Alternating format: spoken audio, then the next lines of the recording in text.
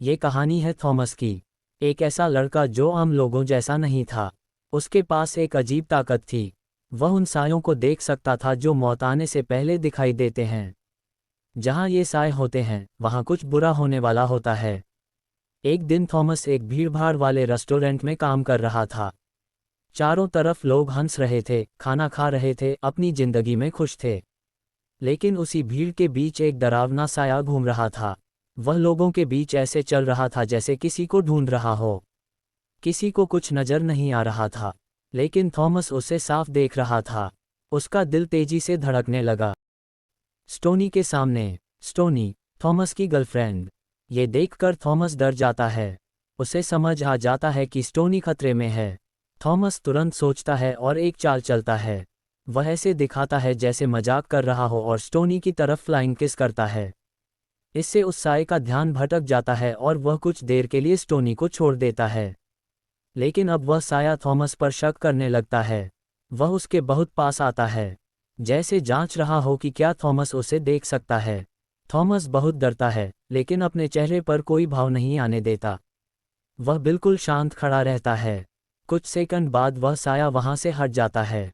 Thomas राहत की सांस लेता है, लेकिन उसे पता था ये खतरा खत्म नहीं हुआ है।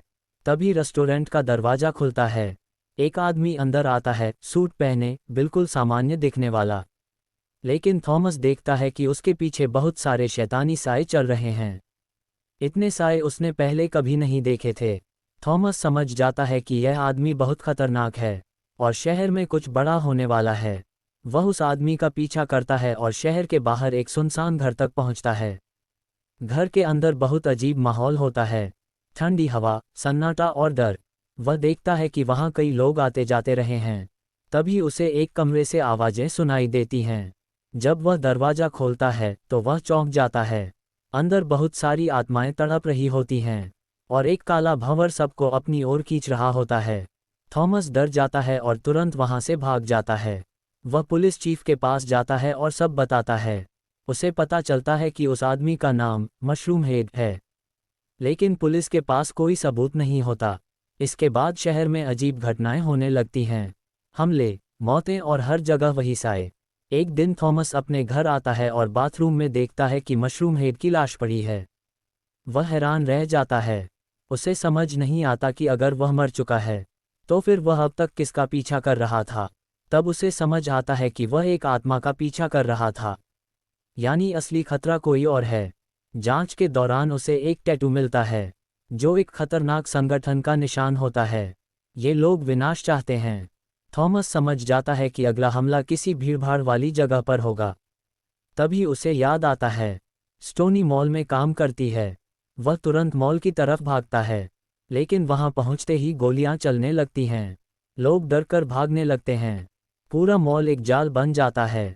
थॉमस हिम्मत करके एक हमलावर को मार गिराता है, लेकिन तभी उसे असली सच्चाई पता चलती है। मॉल के पीछे एक ट्रक खड़ा होता है, जो बमों से भरा हुआ है। टाइमर चल रहा होता है। थॉमस समझ जाता है कि यह पूरा मॉल उड़ाने की योजना है। वह बिना सोचे ट्रक में बैठता है और उसे मॉल से दूर ले जाने लगता है। रास्ते में उस पर हमला होता है, लेकिन वह हार नहीं मानता। जब टाइमर में सिर्फ कुछ सेकंड बचते हैं, वह ट्रक से कूद जाता है और फिर जोरदार धमाका होता है। थॉमस बेहोश हो जाता है। जब वह होश में आता है तो वह अस्पताल में होता है। लोग उसे हीरो मान रहे होते हैं। स्टोनी उसके पास होती है। उसे लगता है कि सब ठीक हो गया, लेकिन फिर पुलिस चीफ उसे सच्चाई बताते हैं। स्टोनी उस दिन मॉल में ही मर चुकी थी। थॉमस के साथ जो थी वह उसकी आत्मा थी। ये सुनकर थॉमस टूट जाता है। उसे समझ आता है कि वह जिसे बचाने की कोशिश कर रहा था वह पहले ही जा चुकी थी। आखिर में वह स्टोनी को अलविदा कहता है। धीरे धीरे उसकी आत्मा गायब हो जाती है। शहर बच जाता है, लोग जिंदा हैं, लेकिन थॉमस अपनी जिंदगी की सबसे जरूरी चीज खो चुका होता है। अब भी वह उन सायों को देखता है, लेकिन उसके दिल में हमेशा एक खालीपन रह जाता है। कभी कभी हम पूरी दुनिया को बचा लेते हैं, लेकिन अपनी दुनिया खो देते हैं। दोस्तों, अगर कहानी अच्छी लगी तो वीडियो को लाइक करके चैनल को सब्सक्राइब कर लो। थैंक यू दोस्तों।